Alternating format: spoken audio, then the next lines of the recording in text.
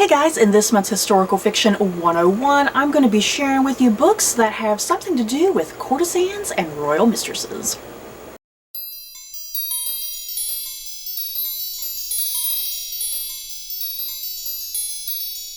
So that's pretty self-explanatory, am I right? This whole set of recommendations, they're going to have something to do with that particular field. Either courtesans, or maybe exotic dancers or something, or yeah, royal mistresses. Focusing on women who have what would be, especially in a historical fiction context, like a rather scandalous, provocative, exotic lifestyle and whatnot. Books that feature kind of the pros and cons of that sort of profession and whatnot. So yeah, I managed to find quite a number of books here that I think you guys have maybe either read or might interest you. So let's get going. And as usual, I'm going to be looking down at my computer and reading off of like the Goodreads summaries and whatnot. So if you have any further interest, just go check out Goodreads. First up, Memoirs of a Geisha by Arthur Golden. One of my top favorite books, yeah guys, I love this book. So yeah, Memoirs of a Geisha. We enter a world where appearances are paramount, where a girl's virginity is auctioned to the highest bidder, where women are trained to beguile the most powerful men, and where love is scorned as illusion. It is a unique and triumphant work of fiction, at once romantic, erotic, suspenseful, and completely unforgettable. I just really love this book, yeah guys. Yeah, it follows a young woman named Chia who enters the lifestyle of a geisha, taking place like kind of before and during World War II in Japan. And it's just such a gripping, beautiful, descriptive novel, you guys. I can't recommend it enough. Next up, The Crimson Petal and the White by Michael Faber, and I believe this is considered like a classic, like a contemporary classic in recent years.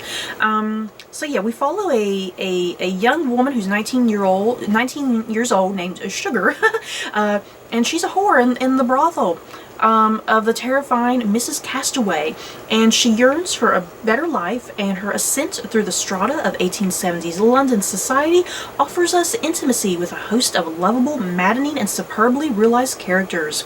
Gripping from the first page, this immense novel is an intoxicating, deeply satisfying read. Not only a wonderful story, but the creation of an entire extraordinary world. And I heard a lot about The Crimson Petal and the White. It's kind of one of those books that it's like, I think I need to read this at some point, since it is kind of a modern classic. And I do believe the BBC did like an adaptation of it. They did an adaptation of it years ago with Romola Gara, I think her name's pronounced. And I never watched that, but I've always wanted to. So yeah, that sounds like your sort of thing. In the Company of the Courtesan by Sarah Donat. It begins in Renaissance Italy, it sounds like. And it follows a young woman. She's escaping the sack of Rome in 1527.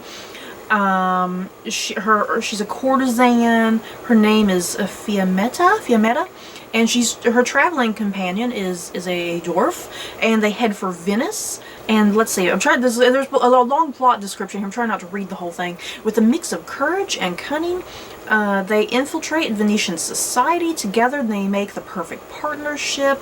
The sharp-tongued, sharp-witted dwarf and his vibrant mistress, trained from birth to charm, entertain, and satisfy men who have the money to support her. Yet, as their fortunes rise, this perfect partnership comes under threat from the searing passion of a lover who wants more than his allotted nights, to the attentions of an admiring Turk in search of human novelties for his sultan's court. But Fiammetta and her dwarf companion, their greatest champion, comes from a young crippled woman, a blind healer, who insinuates herself into their lives and hearts with devastating consequences for them all. Ooh, I do love Renaissance Italy, you guys. I might need to check that out. Up next, we have something by Amy Tan, The Valley of Amazement. Moving between the dazzling world of courtesans and turn-of-the-century Shanghai, a remote Chinese mountain village, and the rough-hewn streets of 19th century San Francisco, Amy Tan's sweeping novel maps the lives of 3 generations of women connected by blood and history, and the mystery of an evocative painting known as The Valley of Amazement. Ooh, I do own this book. It's kind of up there as something that I've been trying to read. I keep getting other books that get in the way, but I need to move to this book because it sounds so good.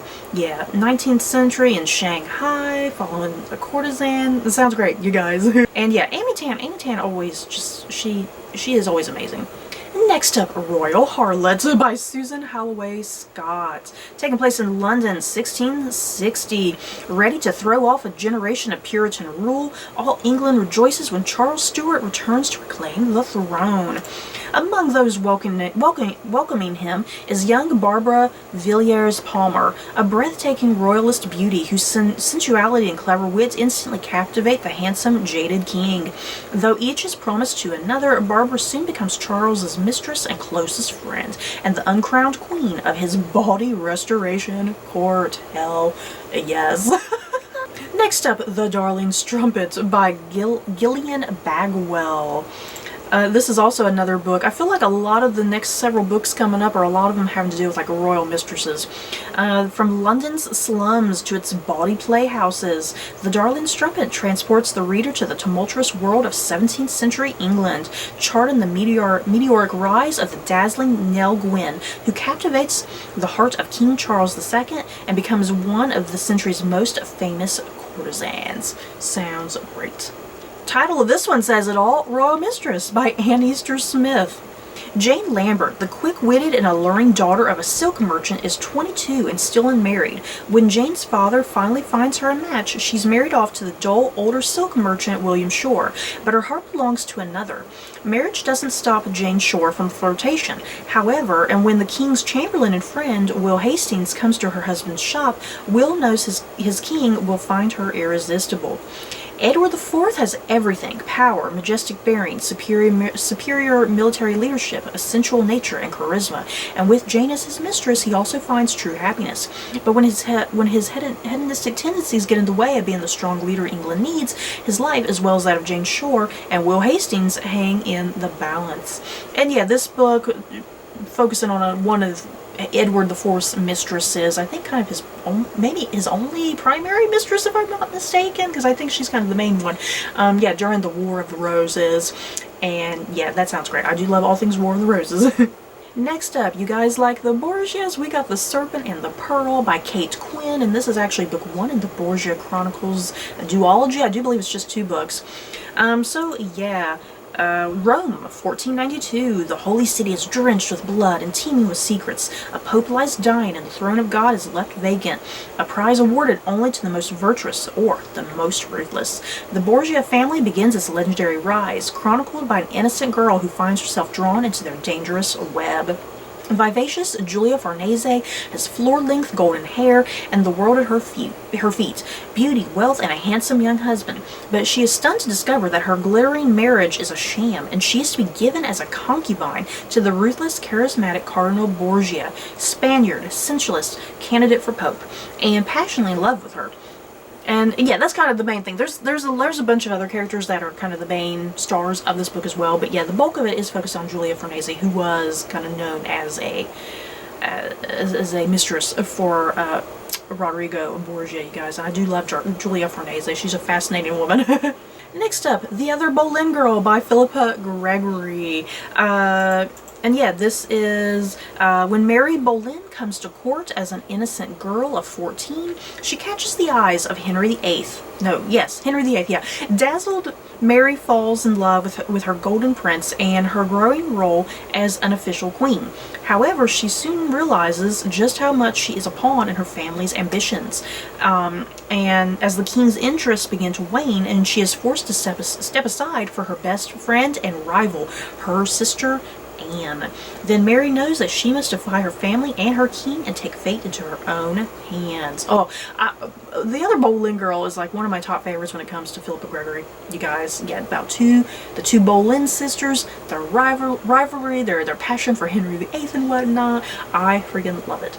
And my last recommendation, we have Mata Hari's Last Dance by Michelle Moran. Paris in 1917. The notorious dancer Mata Hari sits in a cold cell awaiting freedom or death. Alone and despondent, Mata Hari is as confused as the rest of the world about the charges she's been arrested on, treason leading to the deaths of thousands of French soldiers. As Mata Hari awaits her fate to be decided, she relays the story of her life to a reporter who is allowed to visit her in prison. Beginning with her carefree childhood, Mata Hari recounts her father's cruel abandonment of her family, as well as her calamitous marriage to a military officer. Taken to the island of Java, Mata Hari refuses to be ruled by her abusive husband and instead learns to dance, paving the way to her stardom as Europe's most infamous dancer. From exotic Indian temples and glamorous Parisian theaters to stark German barracks in war-torn Europe, international best-selling author Michelle Moran expertly balances fact and fiction and brings to life the vibrant life of Mata Hari, dancer, courtesan, and possibly spy. I love it. I've recently kind of gotten to know a little bit more about the historical figure of Mata Hari, because I did recently watch like a mini series about Mata Hari. So I've just been doing a lot more research about her, and I discovered this book by Michelle Moran. I was like, okay, one of my next trips to Barnes & Noble, I gotta go pick this up. So you guys, that is it for my recommendations. Books that are focused on women that have something to do with them either being courtesans or dancers or royal mistresses, kind of however you want to look at it. The very provocative lifestyle. Yeah, you guys, I do love this subject matter because it's very interesting. Kind of focusing on women with that type of lifestyle who are kind of shunned sometimes, or like slut shamed, if you will, when they're just trying to survive, especially in these historical fiction settings, when what they were really trying to do was just survive, you know, in a world dominated by men and whatnot. So yeah, if you have any other recommendations about women kind of like in this sort of genre, let me know so I can go maybe check them out. So that's it for this video. Don't forget to like, comment, and subscribe. And if you like this video, you may like these other videos. Bye guys.